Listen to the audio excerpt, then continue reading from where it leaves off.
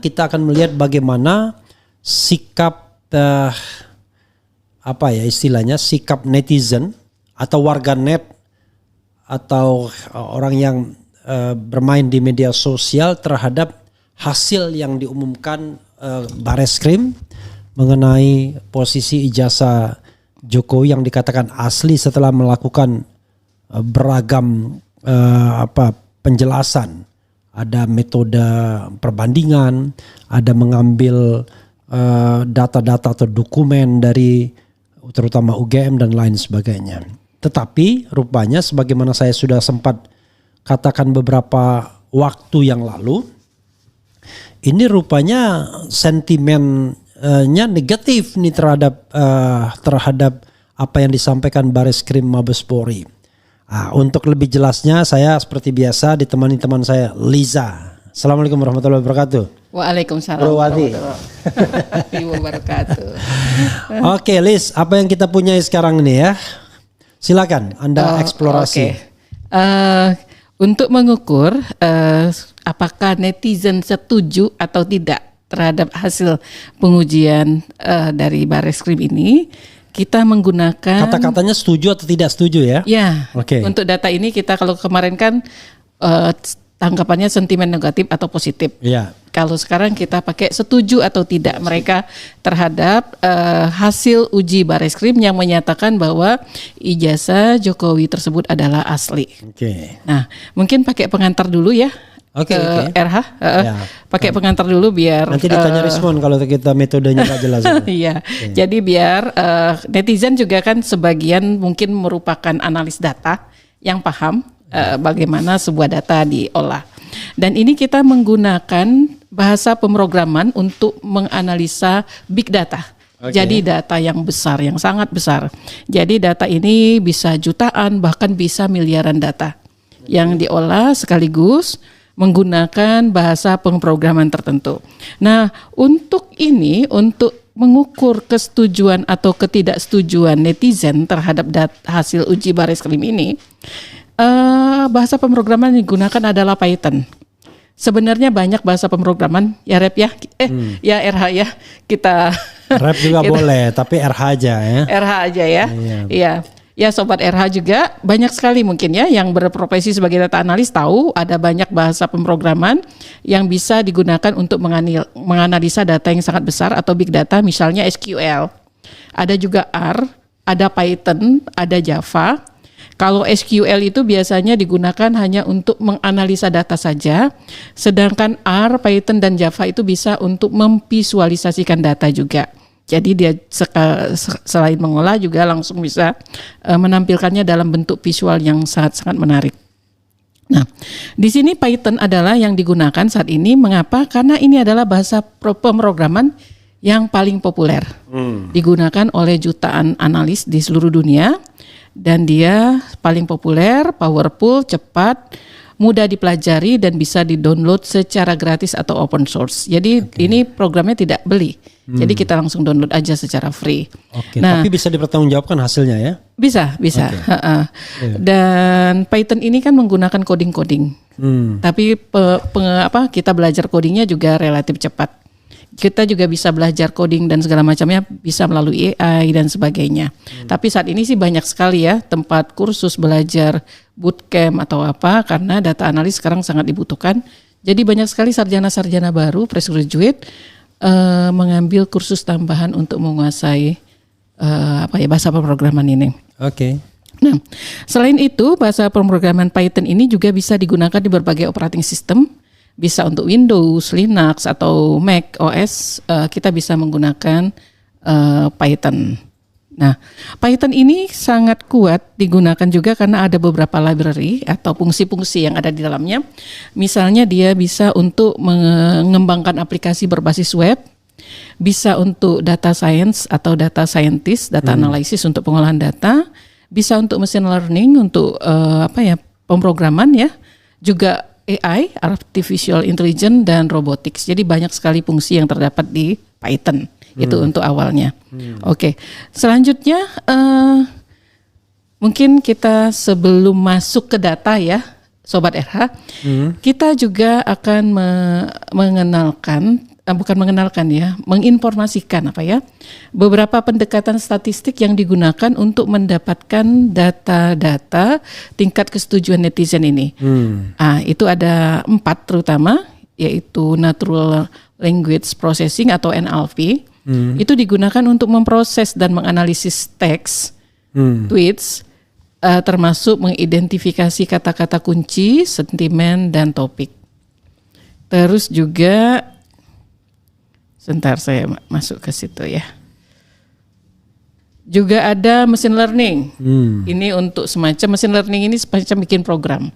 Jadi kalau kita sudah memberikan kunci-kunci apa yang harus dicari, dia bikin program nih. Algoritma machine learning digunakan untuk mempelajari pola dan tren dalam data tweet sehingga dapat memprediksi pendapat netizen dengan lebih akurat. Text mining untuk mengumpulkan, merespon dan menganalisis data tweet dalam jumlah besar. Sentiment analysis digunakan untuk mengidentifikasi pendapat netizen baik positif, negatif atau netral. Ditampilkan Jido ya? Di slides berurut sih. Nah, bagaimana jika orang lain yang menganalisis data ini menggunakan metode yang sama atau menggunakan software yang berbeda? Mestinya hasilnya nggak akan berbeda jauh. Palingnya berbeda sedikit-sedikit mungkin karena dinamis ya. Misalnya netizen yang berkomentar lebih banyak pada kondisi tertentu gitu kan. Atau kita memang berniat untuk mengambil data yang dalam jumlah yang berbeda. Misalnya saya maunya datanya 500.000 aja komentar netizen cukup. Datanya mungkin akan tampil seperti ini. Atau kita pengen data dalam jumlah besar, lebih besar lagi. Dia akan berbeda. Tapi trennya mestinya sama secara umum. Jadi kita mau menggunakan software apapun, kita mau melakukan di saat yang berbeda, mestinya itu terlihat kecenderungan yang sama. Oke. Nah, tentang data yang digunakan untuk mengetahui tingkat kesetujuan atau tingkat ketidaksetujuan netizen terhadap hasil uji, Bareskrim yang menyatakan bahwa dengan uji yang bermacam-macam tadi ya RH ya. Apa saja tadi ujinya banyak sekali pasti ya. Pokoknya yang jelas dia melakukan yang namanya uji komparasi. Uji komparasi. Dengan 3 ijazah. Kemudian menghadirkan data-data penunjang, ada KHS, ada pembayaran SPP, ada kartu surat bebas minjam buku, foto KKN kalau nggak salah itu juga. Foto KKN, foto wisuda dan lain sebagainya. Dan ada dipegang, diraba juga kan kalau nggak salah. Ada juga itu kayak duit katanya. Iya itu. Jadi dengan uji yang banyak dilakukan oleh Bareskrim tersebut, nah kita ukur komentar netizen ya, dari datanya ini merupakan komentar netizen yang muncul di Twitter, Facebook tentang data tadi ya, dan sosial media lainnya. Nah jumlah komentar yang dikumpulkan itu antara 1 juta sampai 2 juta. Analisa dilakukan pada tanggal 23 Mei 2025, sehari setelah Bareskrim mengumpulkan hasil penyelidikannya bahwa ijazah Jokowi adalah asli. Dan data pertama adalah pada pagi hari sekitar pukul 9 waktu Indonesia Barat. Data kedua didapatkan pada sore hari sekitar pukul 6 waktu Indonesia bagian Barat. 18 ya. Tetapi di sini kami tambahkan juga data ketiga. Ya Mas Jido ya. Jadi data per hari ini. Jadi ada update lagi sebenarnya data per hari ini bagaimana kondisinya. Ada, sudah dikasihkan ya? Sudah ada. Data per hari ini ditampilkan juga. Ya. Nanti pas lagi terakhir ya. Ya, kita ini dulu. Apa sih yang dimaksud dengan pernyataan setuju dengan Bareskrim? Nah, kita kan harus memiliki kesepakatan. Apa sih yang dimaksud dengan pernyataan setuju dengan hasil uji Bareskrim atau dengan Bareskrim? Netizen yang memberikan komentar bahwa dia menganggap hasil penelitian Bareskrim tersebut adalah bukti yang cukup untuk membuktikan keaslian ijazah Presiden Jokowi. Jokowi aja ya, Presidennya sudah. Sudah lewat ya. Kedua, netizen tersebut percaya bahwa proses penelitian yang dilakukan oleh Bareskrim sudah sesuai dengan prosedur yang berlaku. Yang ketiga adalah pernyataan setuju itu karena dia menganggap bahwa kritik dan keraguan terhadap hasil penelitian Bareskrim tidak beralasan. dan hanya berdasarkan spekulasi. Oke. Itu yang menyatakan setuju dengan Bareskrim komentar-komentarnya. Nah, sedangkan komentar-komentar yang di-grab atau diambil sebagai tidak setuju dengan hasil uji Bareskrim adalah tidak percaya dengan hasil penelitian Bareskrim, masih banyak yang tidak jelas. Hasil penelitian Bareskrim tidak meyakinkan. Netizen tidak menerima hasil ini. Bareskrim harus melakukan penelitian ulang. Netizen tidak setuju dengan hasil penelitian Bareskrim dan hasil penelitian Bareskrim tidak objektif. Itu adalah pernyataan-pernyataan yang dikelompokkan sebagai tidak setuju dengan hasil uji Bareskrim, dengan pernyataan Bareskrim ya. Nah dari pernyataan-pernyataan yang muncul di sosial media yang diambil tadi antara 1 juta sampai 2 juta komen netizen, itu didapatkan perbandingan data seperti ini. RH bisa melihat juga ya, sudah ya? Bisa. Oke. Jadi kita tampilkan dalam bentuk pie chart. Di sana adalah data pada pukul 9 pagi sehari setelah Bareskrim mengumumkan hasil ujinya tanggal 23 Mei 2025. Ada lagi data pada pukul 6 sore pada tanggal 23 Mei 2025 juga. Dan data terakhir adalah data per hari ini, tanggal 25 Mei tahun 2025. Oke, per hari ini sampai pukul? Tadi pagi ya, mungkin sekitar pukul 10. Oke. Pukul 10 tadi pagi. Ya. Nah, jika pada data pertama pukul 9 tanggal 23 Mei itu ternyata tingkat ketidaksetujuan terhadap hasil uji Bareskrim itu mendominasi. Besarnya itu 88,2%. Oke. Yang setuju sebesar 11,8%. Jadi tidak ada variabel ketiga ya, cuma 2 aja ya? 2 aja. Setuju tidak setuju. Setuju ya? tidak setuju. Oke. Karena kita memang tidak membuat checklist sendiri. Cuman mengambil saja data yang ada di sosial media. Oke. Yang pada saat sore harinya ternyata yang tidak setuju itu makin mendominasi. Bukan berarti mereka beralih, tapi ya misalnya yang tadinya setuju menjadi tidak setuju, tapi ini karena komentar semakin banyak banyak komentar ternyata persentase berubah ya. Yang makin muncul belakangan itu malah makin tidak setuju. Itu mencapai 93,9%. Pada kondisi sore tersebut yang setuju terhadap hasil uji Bareskrim menjadi 6,1% saja. Nah, pada hari ini sekitar jam 10 tadi, jadi sebelum tayang ya, kita lakukan lagi pengambilan data. Ternyata yang setuju semakin menurun sih, menurun menjadi 5,8% saja terhadap hasil uji Bareskrim. Yang tidak setuju menguat ke 94,2%. Tadi kami coba gali dari berapa data ini, dari 2 juta data. Ini yang terakhir ini dari 2 juta data ya? 2 juta komen netizen. Oke, ini sekitar 2 juta. Itu kelihatan ya?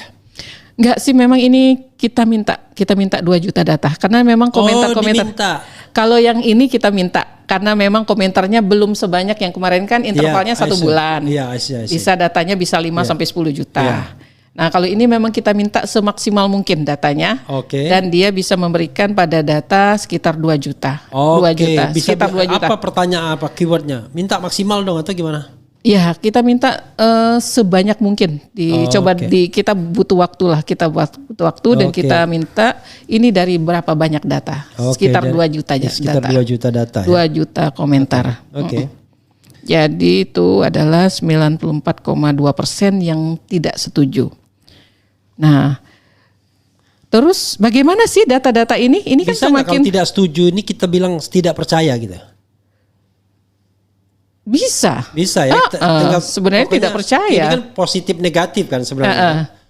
Jadi bahasanya tidak percaya sebenarnya ya. Oh iya. Iya kan? Iya, bahasanya tidak percaya karena kalau tidak setuju dan setuju itu seperti dukung mendukung. Oke. Lebih pada percaya dan tidak percaya. Ya, mungkin kalimat percaya dan tidak percaya lebih clear ya. Lebih clear. Tapi di sini kita memang menggalinya setujukah dengan hasil uji Bareskrim, bukan percaya. Memang ada kalimat itu. Oke, good. Oke. Jadi itu. Nah, terus kalau kita coba tapi lain kali nanti kita ganti jadi tidak percaya, coba ya. Oke, nanti Kalimat, coba ya, kita percaya dan ganti tidak kalau percaya. tidak percaya bagaimana hasilnya. Ya, percaya dan tidak Karena percaya. ini Oke. berdasarkan definisi seperti ini. Tapi mungkin kalau tidak percaya mungkin ada definisi yang lainnya. Oke. Nah, Oke. Nah, dari data yang muncul tersebut, sebenarnya itu apa sih? Yang di slide terakhir ya. Ya. Sebenarnya data ini merupakan reaksi dari apa? Mereka tuh sebenarnya data-data ini merupakan reaksi dari pemahaman masyarakat terhadap topik tersebut. Oke, warganet ya. Warganet, netizen. Dari berita-berita yang beredar. Ya. Juga dari reaksi publik dan tokoh masyarakat. Dan dari dinamika yang terjadi di sosial media. Oke. Jadi itu adalah reaksi sebenarnya. Jadi mereka bereaksi. Nah, berdasarkan analisis tren, diperkirakan dari tren yang terjadi, tingkat sentimen tidak setuju itu kemungkinan akan tetap tinggi dan meningkat. Kami duga ya, Ya. akan tetap tinggi dan meningkat karena isu ini telah memicu reaksi kuat dari masyarakat, keraguan yang semakin tinggi terhadap hasil uji Bareskrim, dan perbedaan kuat dugaan netizen dengan hasil uji. Jadi kan mereka kan netizen kan sudah punya asumsi-asumsi. Ya. Dan akhirnya mereka dapat hasil uji seperti itu, mereka jadi tidak setuju. Orang bilang, wah mewakili masyarakat, ya paling tidak 2 juta lah lumayan lah. 2 juta. Ada nggak data pembanding yang mengatakan sebaliknya? Kalau ada data yang sebaliknya kan barangkali kita bisa mengatakan oh relatif, tapi ini kan tidak ada ya. Oke. Bisa aja sih mungkin kalau misalnya pihak Bareskrim mungkin mau menguji gitu kan. Ya. Saya pikir kalau topiknya sama setuju tidak setuju dan percaya tidak percaya mungkin hasilnya nggak akan berbeda jauh sih RH. Oke. Menurut kami ya. Dan kalau berbeda jauh aneh jadinya ya, karena datanya dari dari data yang sama ya, Iya dari data yang sama. dari source yang sama gitu. Tapi tentunya dengan mungkin jumlah N yang mirip-mirip lah ya. Ya, tapi kalau sudah jumlah N 2 juta itu kira-kira udah solid belum? Solid dah sudah. Solid, sangat solid. Rasanya kalau mau berubah lagi ya paling kecil-kecil lah ya. Oke. Tapi sebenarnya ini juga buat ini ya, buat pemerhati. Ini juga berarti memang ini tidak bisa diabaikan. Jadi berita tentang ini benar-benar harus jadi fokus buat pemerhati masalah ini. Jadi kalau misalnya diabaikan gitu, lemah atau apa, ini mungkin dinamikanya akan berubah lagi. Oke. Jadi sebenarnya kalau misalnya ada tuntutan agar dilakukannya penyelidikan ulang atau penyelidikan khusus berdasarkan hasil ini masuk akal ya, karena itu bila bisa dibilang aspirasi masyarakat gitu. Betul, ini aspirasi masyarakat dan kalau Bareskrim melakukan yang tidak sesuai dengan aspirasi masyarakat, itu mungkin jadi tanda tanya besar gitu. Dan pasti akan terus ditolak kan, tidak akan menyelesaikan masalah. Iya, gitu. Karena apa ya? Ini masyarakat sudah seperti memiliki ini, memiliki kepercayaan sendiri gitu terhadap kasus ini. Gitu. Jadi sudah punya pendapat yang barangkali sudah sulit digoyang gitu ya, even oleh pemohon Bareskrim segala. Karena kadang-kadang kita kan ingin memperjuangkan kebenaran dan keadilan. Kadang-kadang selalu pihak yang tidak suka mengatakan oh itu subjektif itu rakyat yang mana dan lain sebagainya. Makanya kita butuh data yang sifatnya kuantifikasi seperti ini.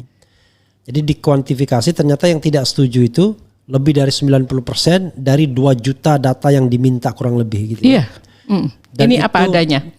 Dan itu secara statistik mining ya, bukan berarti bisa jadi kalau ada namanya tingkat error sampling. ya. Ini mungkin cuma 0,0 sekian persen. Oke, karena besarnya data. Data.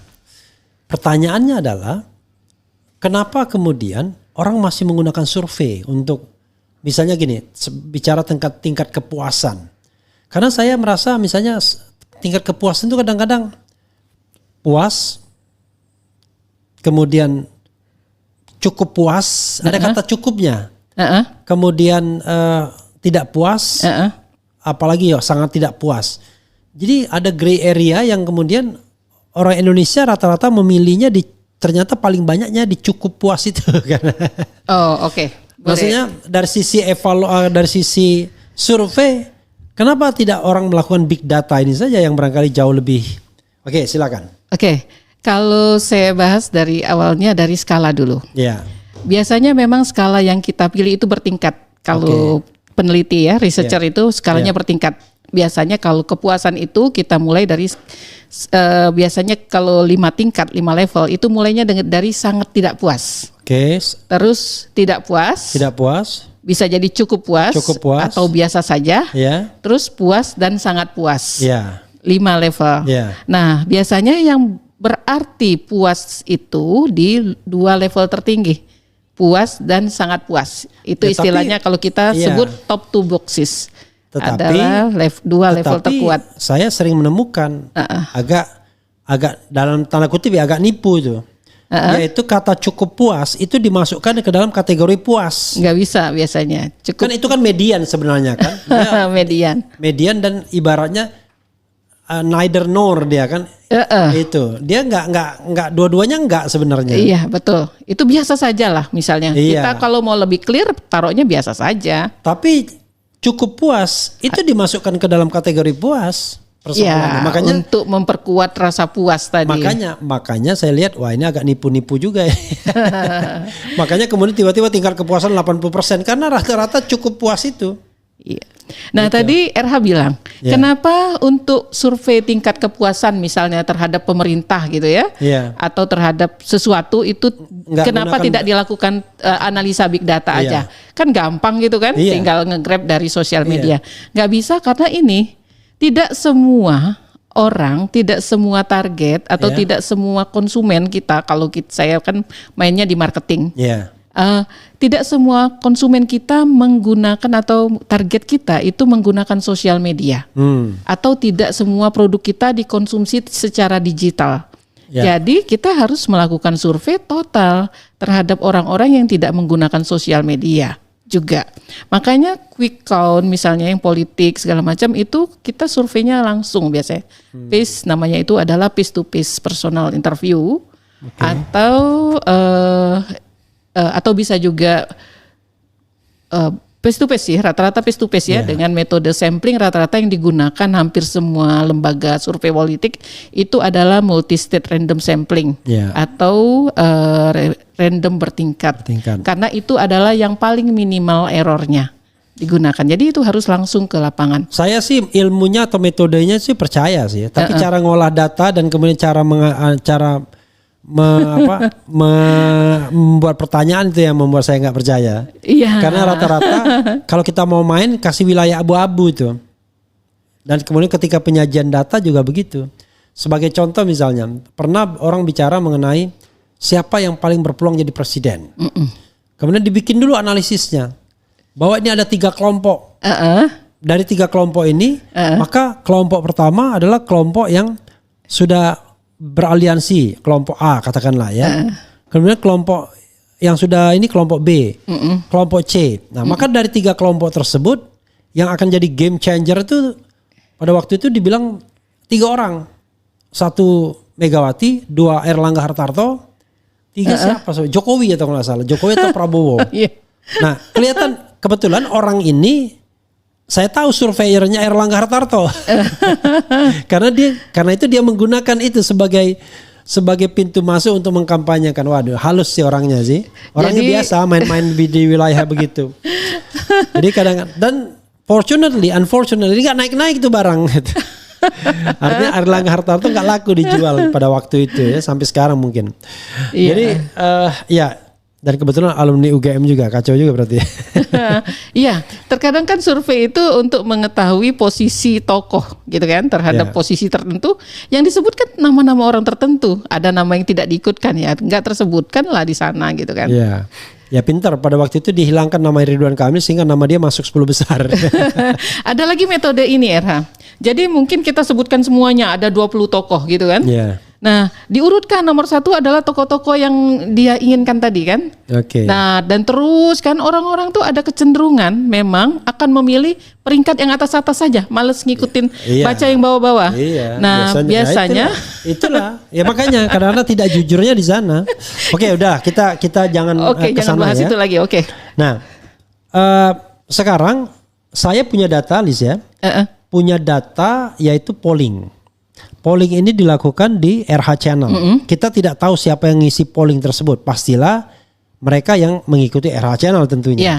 Tetapi saya kan tidak bisa ngedrive mereka, mengarahkan mereka. Saya menggunakan pertanyaan yang umum saja, yaitu saya scrolling ke bawah karena dia tidak lagi berkembang karena sudah ditimpa-timpa yang lain ya. Ya. Tapi kita masih bisa lihat datanya.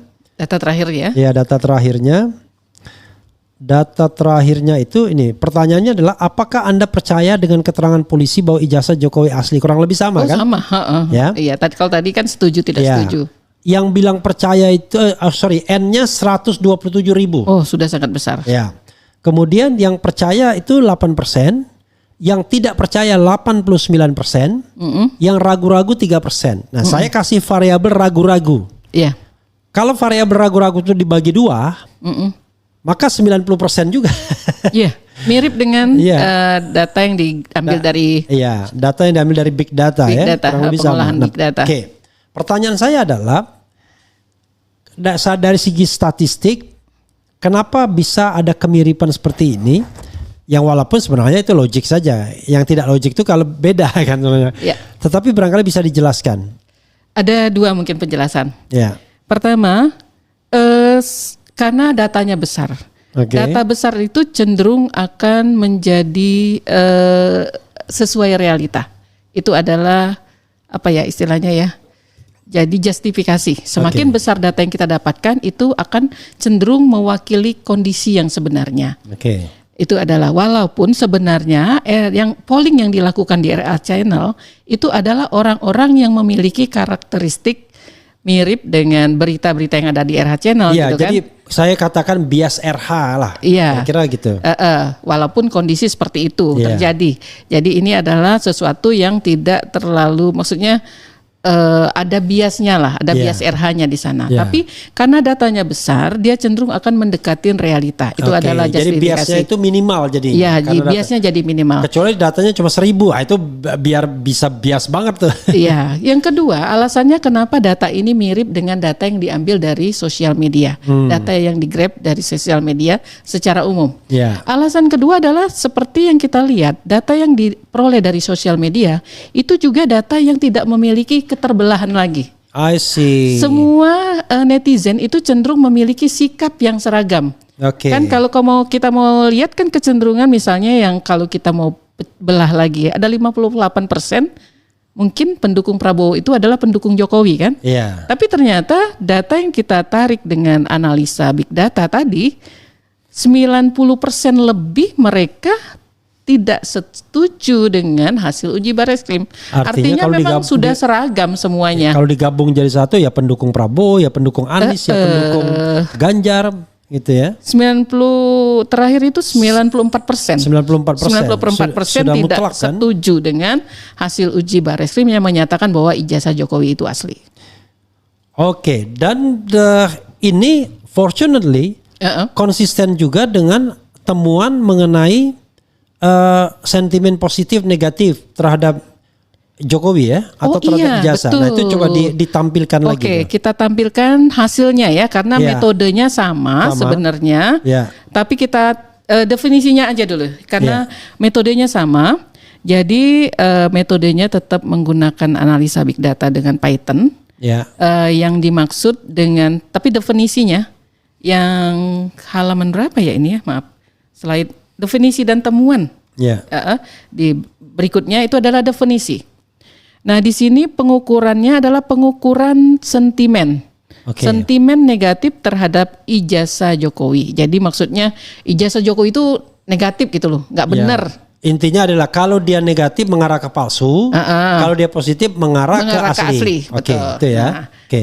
Definisi yang negatif atau mengarah ke palsu itu adalah keraguan akan adanya ijazah, keraguan akan pendidikan Jokowi, itikat negatif adanya ijazah atau aktivitas negatif adanya ijazah.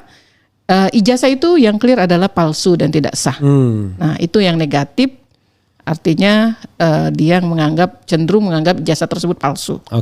Nah, sedangkan sentimen positif terhadap ijazah Jokowi atau dia merasa ijazah ini asli loh, ijazahnya Jokowi, Itu adalah prestasi Jokowi dalam memperoleh ijazah. Ijazah adalah bukti kemampuan dan integritas, menghargai perjuangan Jokowi. Jadi ini adalah komentar-komentar netizen yang ada di sosial media yang diambil dan dikelompokkan. Bahwa yang berkomentar negatif tuh ini komentarnya, yang berkomentar positif tuh komentarnya adalah seperti ini. Nah,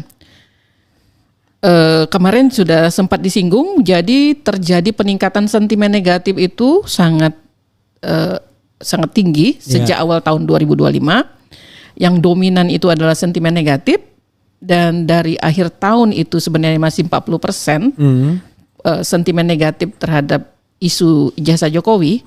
Tapi sampai kondisi sekarang itu sudah melampaui 90%. 95,8% di sini ya. Iya. Dan ini per tanggal 23 Mei 2025. Ya. Dan angkanya konsisten terus naik sentimen negatifnya ya. Betul. Jadi kalau kita bacakan di sini dari 31 Desember 2024 itu 40,2%. Ya. 31 Januari 2025 itu 81,9%. Kemudian 28 Februari 2025 sempat menurun sentimen negatifnya 76,2. Iya.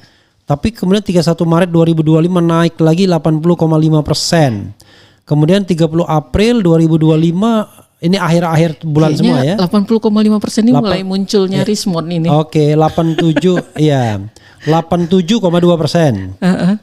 Kemudian 17 Mei 2025 91,5%. Pada saat tokoh-tokoh dipanggil itu jadi 91,5%.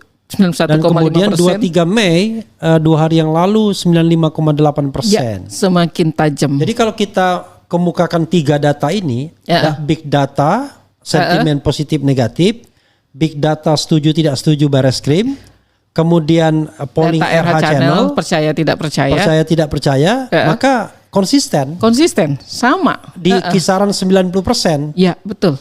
Luar biasa ya. Kira-kira ini bisa dibantah nggak? Gimana cara membantahnya? Mestinya sama. Kalaupun beda ya 1-2% lah, nggak akan berbeda jauh. Mestinya sama kondisi ini. Oke, jadi ini kalau kita bicara tentang pengetahuan, walaupun kita nggak paham apa mereka, tapi menurut Lisa mereka itu paham betul nggak mengenai isu ini? Mereka yang kita persentasekan ini. Kalau yang berkomentar di sosial media, mestinya adalah orang-orang yang paham. Yang paham ya. Mestinya orang-orang yang paham. Minimal dia ada perhatian gitu ya, nggak buta banget gitu ya. Iya, ada perhatian, nggak buta banget, dan dia paham dengan isu ini. Apalagi kalau yang berkomentar buzzer, itu biasanya walaupun tidak paham tapi sudah dituliskan untuk komentarnya. Dan kekuatan dari sosial media adalah karena kita mengambil semua data yang sangat banyak kan, sampai jutaan bahkan sampai miliaran bisa sebenarnya kalau datanya ada. Jadi buzzer berapa orang gitu yang harus dibayar? Nggak mungkin juga ya. Gitu kan? Itu sama dengan mereka kewalahan untuk membanjiri percaya di Refli Harun Channel misalnya. Karena dengan 128.000 komen polling gitu. Polling ya. Pengisi polling bingung mereka berapa orang yang harus dikerahkan kan? Iya. Kalau seandainya let's say saya tanya bisa nggak ya ini mereka berkomentar berkali-kali dengan device yang sama? Nggak boleh kan? Nggak bisa kan? Nggak bisa. Sama aja sama Refli Harun Channel. Iya, begitu dia sudah komentar di device itu dia selesai kan? Nggak bisa. Dalam hal ini polling. Kalau di komentar itu yang dihitungkan komentar. Nggak, I know kalau komentar. Tapi ini maksud saya. Bisa di polling nggak bisa. Nggak bisa ya? Nggak bisa. Satu ID satu orang. Jadi walaupun kalau dia misalnya buzzer dikerahkan ya ambil semua itu iPhone mereka. Jadi kalau mau bikin 10 polling ya 10 telepon, 10 cellphone. Makanya kemudian walaupun bias Refli Harun karena datanya besar, ya ini masuk akal masih ya. Ya, memang kecenderungan data yang sangat besar itu nanti cenderung akan menggambarkan potret populasi. Ada kecenderungan atau potret realita yang sebenarnya. Ya, karena saya lihat data. Walaupun kita tunggu sampai misalnya biasanya sudah normal tuh 50.000 apa udah normal tuh. Udah nggak berubah-ubah lagi. Udah stay di angka tersebut. Iya, jadi persentase itu ya kalaupun misalnya ada tambahan 20 ya bergeraknya kecil aja. Ya, memang pada angka tertentu dia akan stabil biasanya. Stabil ya. Oke, Sobat Era sekalian, coba kita bacakan list ke beberapa komentar Sobat Era sekalian. Oh, oke. Soal ini ya, jangan sampai kemudian mereka tidak merasa dilibatkan. Tapi sekali lagi banyak orang kemudian salah terka, seolah-olah menangnya itu di komentar. Misalnya gini, saya kadang-kadang lihat betul tuh ada penggerakan buzzer itu. Kalau kita muncul di talk show televisi atau di media sosial ini tiba-tiba ada orang yang nah itu kelihatan tuh ya. Udah hafal ya RH ya. Udah hafal tuh itu. Biasanya kalau orang yang tidak setuju yang intelek itu dia memberikan perspektif. Tapi kalau orang ngatain dan lain sebagainya itu biasanya buzzer itu. Oh iya. Itu karena dia tidak dia tidak, walaupun ada buzzer positif ada buzzer negatif ya. Buzzer negatif itu ya itu orang yang dibayar. Tapi buzzer positif itu orang yang yakin bahwa itulah kebenaran kan. Wah dia terus membela. Tapi dia nggak dibayar. Oh. Itu kita harus hargai mereka yang mendukung dengan keyakinan sendiri. Nggak bisa. Saya sampai diajak bertaruh oleh pendukung Jokowi katanya. Kalau ijazahnya asli minta maaf ya. Karena saya yakin ijazahnya tidak asli, ya saya kira ini permainan belum selesai ini. Karena belum ada sebuah forum yang sesuai dengan prinsip tata kelola pemerintahan yang baik, good governance, clean government, yang bisa mengkonfirmasi ini asli atau tidak. Karena forum Bareskrim itu forum yang tidak akuntabel kalau menurut saya. Karena tidak melibatkan pihak yang berbeda. Respon tidak diperiksa sebagai ahli misalnya. Kalau mau kan pihak-pihak yang berbeda diperiksa juga dong. Nah, iya, ini kan tidak betul. gitu. Jadi kedua sisi. Pihak yang homogen yang diperiksa UGM yang udah jelas membackup teman-teman Jokowi ya kan. Nah, itu nggak bisa cari orang yang punya pendapat berbeda dan ilmiah. Ya respon lah mestinya kan. Oke. Padahal Rismon junjungan channel ini lebih palsu lagi. Rismon. Oke, Lisa boleh komentar mengenai Rismon nanti ya. Oh, oke. Siapa juga yang percaya Bareskrim? Kita rakyat Indonesia belajar dari kasus Jessica Wongso, KM50, kasus Sambo, Kanjuruhan, kasus Vina. Saya pribadi tidak percaya. Jadi jangan lupa ya, ada history mengenai tiba-tiba CCTV mati. Yang namanya Brigadir Yosua kalau tidak diekshumasi, tidak digali lagi kuburnya, itu barangkali tidak akan terungkap itu. Tapi untung ada seorang sosok pemberani, tante dia yang memoto itu. Ketika pada waktu itu Liz ya, kita cerita sedikit ya agak nyimpang. Iya, oke. Jadi kasus pada Sambo waktu ya kasus Sambo ketika mayat itu datang di rumah Yosua di sana Sungai Bahar Jambi tersebut, lalu kan pihak kepolisian anak buah Sambo lah pengen langsung menguburkan.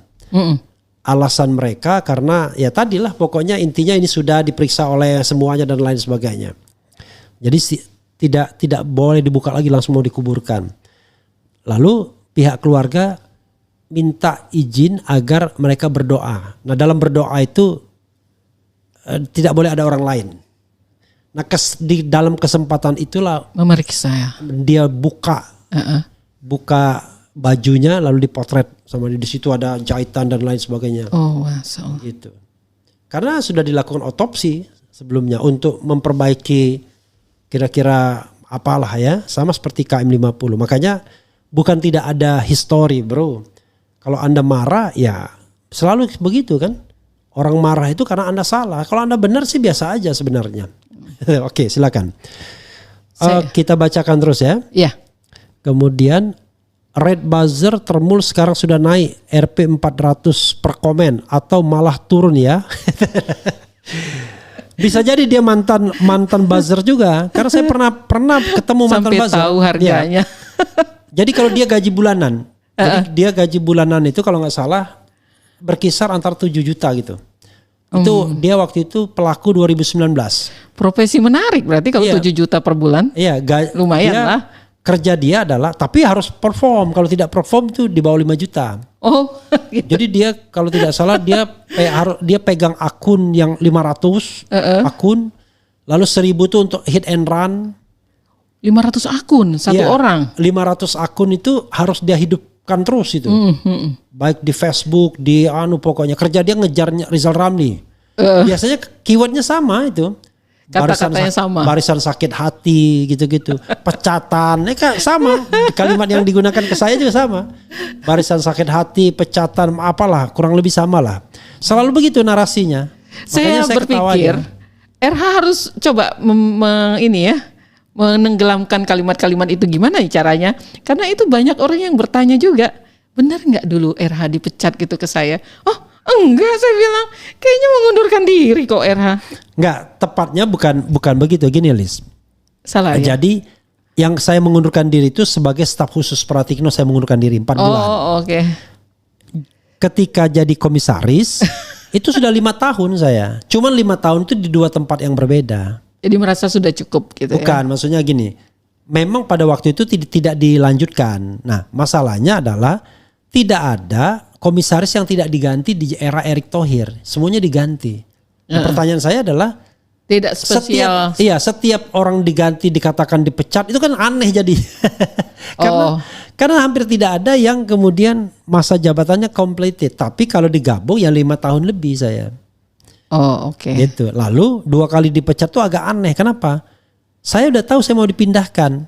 Jadi hari ini saya diberhentikan, 2 hari lagi kan saya diangkat lagi. Tapi ya namanya buzzer kan tetap aja bilang 2 kali dipecat. Ya tapi sudah. ini kok omongan itu juga muncul untuk Anies pecatan, bukan cuman RH. Makanya saya bilang itu khasnya para buzzer. Iya. Barisan sakit hati, gitu, pecatan Anda buzzer itu. Iya. Nah sekarang saya digoreng lagi. Apa gorengannya? Saya digoreng kalau saya takut mulai menyelamatkan diri, nggak mau dibilang pasukan pendukung Roy Suryo. Itu. Saya bilang sama mereka, saya ini sombong orangnya. Masa saya dibilang pendukung? Saya ini an independent person. Ya kan? Saya bilang I'm a academician. Ya kan? Saya bilang I'm observer. Nah, kalau misalnya kita direndahkan, saya bilang I'm educated person. Saya punya S31, punya S22, salah satunya di Amerika, kemudian punya S1 UGM gitu. Masa saya direndahkan hanya untuk jadi pasukan bolo-bolo? Pasukan hore. Pasukan horenya Roy Suryo. Iya. Nah, ketika saya mengatakan, lah kok kurang kerjaan, saya bilang. Mendukung sama pendukung beda, saya bilang. Orang yang memanah tidak berarti dia pemanah. Orang yang menembak tidak berarti dia petembak. Ya kan? Iya. Orang yang main bulu tangkis tidak berarti dia pebulu tangkis. Iya. Nah, orang yang mendukung Roy Suryo tidak berarti dia pendukung Roy Suryo dalam pengertian Roy sebagai manusia. Idola. Iya. Mendukung dalam kasus ijazah palsu ini mendukung. Iya. Jadi yang didukung itu adalah isunya. Masa saya jadi pendukung Roy Suryo? Iya.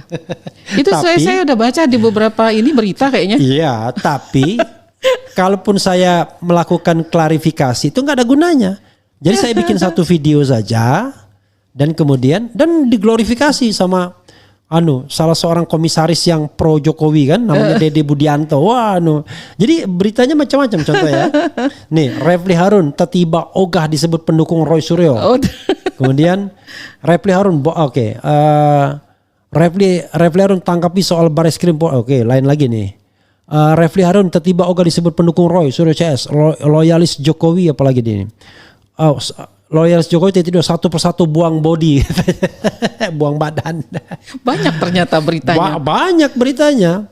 Nah, tetapi memang itulah cara termul ya, cara Ternak Mulyono untuk mendiskreditkan orang. Makanya saya bilang ya sudahlah, kan yang paling penting saya bilang rendah sekali. Saya dibilang pendukung Anies saja nggak mau. Loh, tapi kan Anda kan tim sukses itu beda sama pendukung. Tim sukses itu atau tim kampanye tepatnya itu bekerja pada periode tertentu sampai selesainya Pilpres. Setelah selesai Pilpres ya sudah. Iya. Setuju. Kita balik lagi kepada pekerjaan semula sebagai kritikus, sebagai apa dan lain sebagainya. Iya. Perkara nanti Anies nyalon lagi di 2029 dan kita dukung lagi, ya itu soal lain. Iya. Kita berarti menjadi mendukung lagi gitu. Tapi kalau yang namanya pendukung tuh kayaknya jadi idol, jadi idola. Enggak lah saya bilang. Saya dibilang pendukung Anies aja enggak mau. Masa pendukung Roy Suryo? Bukan saya merendahkan Roy Suryo, tetapi intinya adalah itu merendahkan saya kalau saya cuma dibilang pasukan hore-hore gitu ya. Oke lah. Luar biasa. Apalagi Lis yang mau disampaikan Lis? Saya pengen menyampaikan ini tentang Rismond Sianipar dan Roy Suryo yang sudah mengemukakan banyak sekali bukti-bukti yang luar biasa tentang kepalsuan ijazah dan skripsinya Jokowi dengan menggunakan berbagai metode saintifik tentunya dengan visual comparison, dengan apalagi tuh banyak pokoknya metode IT, ada ELA IT, gitu ya, ada ELA, ada deep learning macam-macam lah. Saya juga nggak paham gitu ya. Ada face recognition, banyak gitu sekali metode-metode tentunya. Dan ternyata malah Barreskrim hanya menggunakan metode bukti KRS gitu kan. Foto KKN gitu. Terus disentuh gitu kan ke bentuk ijazah tuh sentuhannya seperti apa, diraba gitu ya. Kalaupun dia melakukan comparison itu image comparison sama tiga ijazah satu kelompok itu. Iya, itu sangat clear sebenarnya. Kadang-kadang seperti tanda tangan Profesor Dr. Insinyur Ahmad Sumitro itu yang di ijazah Aida Winburi putrinya dengan yang ada di ijazahnya deskripsinya Jokowi itu sangat berbeda. Kasat mata saja berbeda gitu. Kasat mata, apalagi misalnya oleh seorang analis khusus untuk tanda tangan, itu kan memang ada keahlian khusus untuk itu. Kita yang kasat mata aja ngelihat itu berbeda. Foto ijazah disandingkan. Kalau di ijazah tuh agak ragu-ragu tuh tarikannya. Kan biasanya kalau orang mau meniru itu kan dia nggak pernah tegas dia kan, pasti ada keraguan. Iya, itu tidak ada penjelasan tentang itu kan dari pihak Barreskrim. Bahkan saya baru baru tadi itu ngelihat, mungkin karena di Zoom ya Erhaya. Saya di Zoom ini ngelihat ini loh signifikan berbeda gitu. Antara Jokowi dengan foto ijazahnya signifikan berbeda karena di Zoom terlihat akan ada orang yang bilang bahwa itu adalah foto dua orang yang sama walaupun berbeda usia. Hal-hal seperti ini kok lewat aja gitulah oleh tim uji gitu kan? Ini sih sudah dilakukan oleh Dr. Tifa yang begini-begini. Oh, ini sudah dilakukan bahkan karena Dr. Tifa itu mengatakan jadi gini, 3 orang itu melakukan pendekatan saintifik, tidak hanya sekedar menduga-duga. Dr. Tifa tadi saya belum sebutkan namanya. Jadi mereka itu berdasarkan ilmu yang mereka pahami. Nah, kalau Dr. Tifa itu lihat struktur apa istilahnya sebagai dokter sebagai dokter yang dibilang namanya rahang, namanya susunan gigi, yang namanya jarak antar mata itu nggak bisa berubah. Padahal itu kasat mata pun belum pakai misalnya digital gitu ya bukti-bukti. Makanya waktu face recognition itu tidak mirip Jokowi, miripnya Dumatno. Nah, ketika kacamata itu di remove, ada nggak Jido di situ? Yang kacamata di remove itu beda mukanya.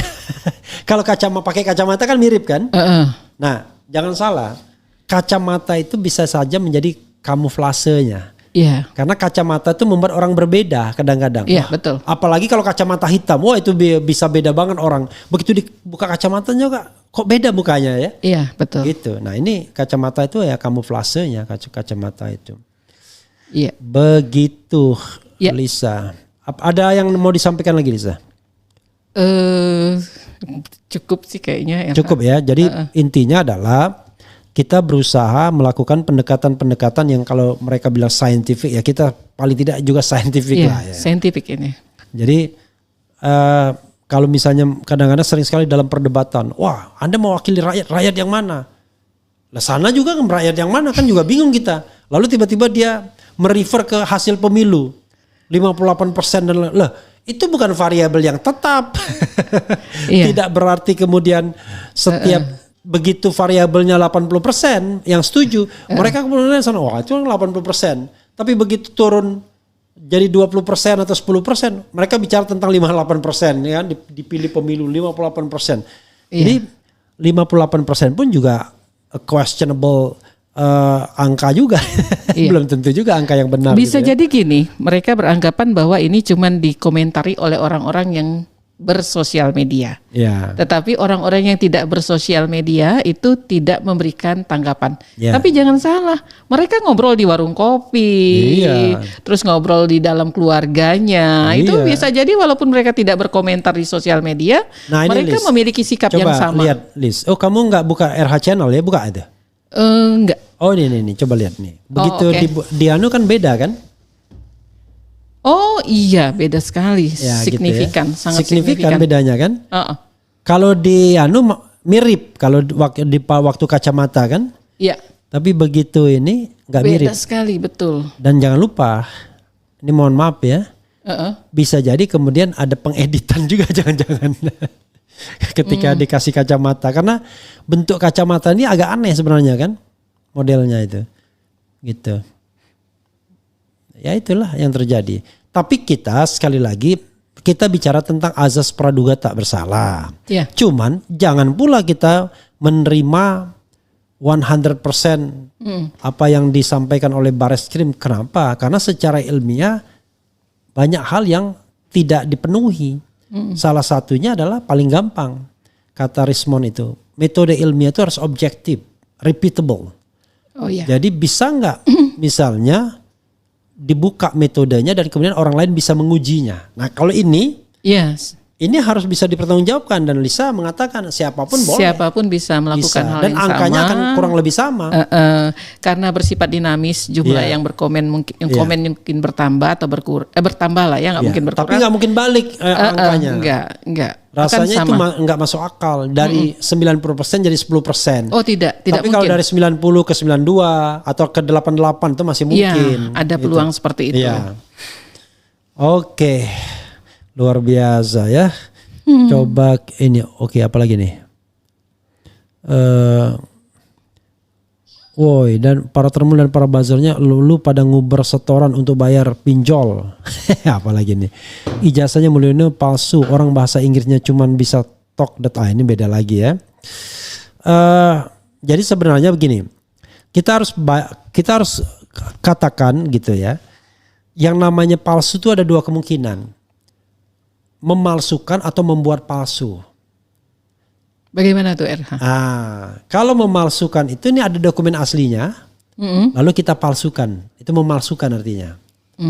Tapi kalau membuat palsu, itu nggak ada dokumen aslinya, ijazahnya nggak ada, tapi dibikin, paham kan?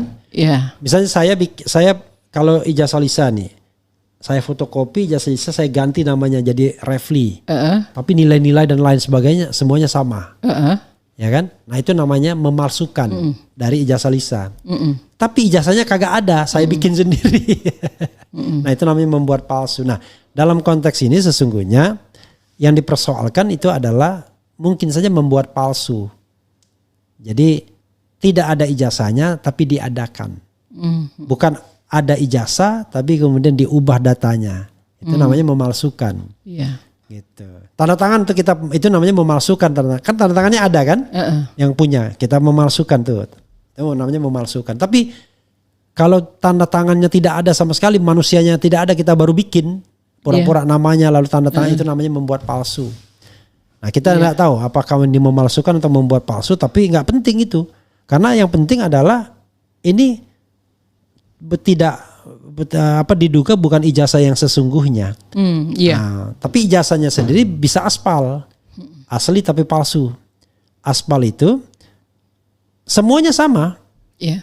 Bisa jadi dari kertas yang sama, dari tempat yang sama, tetapi dia sesungguhnya tidak berhak untuk mendapatkan ijazah itu. Itu sama dengan yang baru-baru ini dibongkar.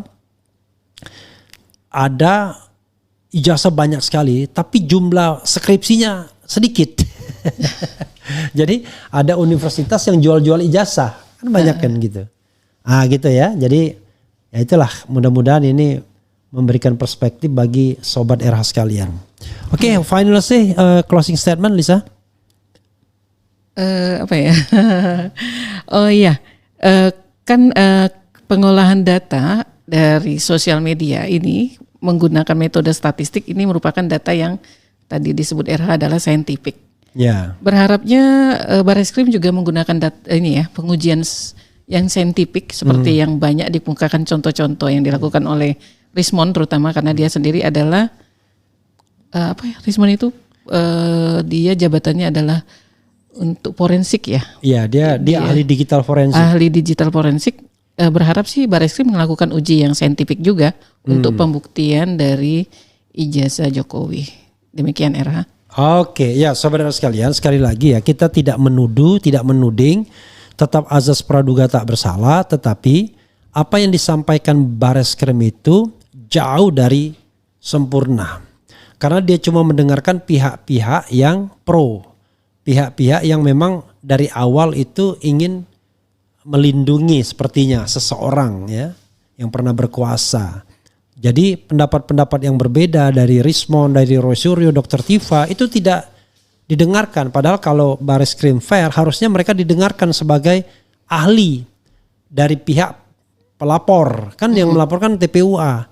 Kan mestinya diberikan kesempatan pihak pelapor ini untuk mengajukan bukti tambahan. Nah salah satu bukti itu sebenarnya keterangan ahli atau saksi. Itu tidak diberikan. Mereka melakukan kegiatannya sendiri dengan tanpa keterbukaan dan kemudian tiba-tiba menyimpulkan sebagai tidak ada tindak pidananya dan berhenti, case close. Oke lah ya saudara sekalian, saya kira kita mengulang beberapa poin kan nggak apa-apa ya demi clearance ya. Itu saja saudara sekalian, terima kasih Eliza ya. Nanti mudah-mudahan mudah-mudahan kita bisa mengorek hal-hal lainnya dan kita juga nanti suatu saat bisa bergerak ke tempat lain, jangan hanya ijazah saja, tapi for the time being karena ijazah ini sedang ramai, butuh clearance, klarifikasi dan kejernihan ya, maka untuk sementara kita memberikan informasi tentang ijazah terlebih dahulu. Wassalamualaikum warahmatullahi wabarakatuh.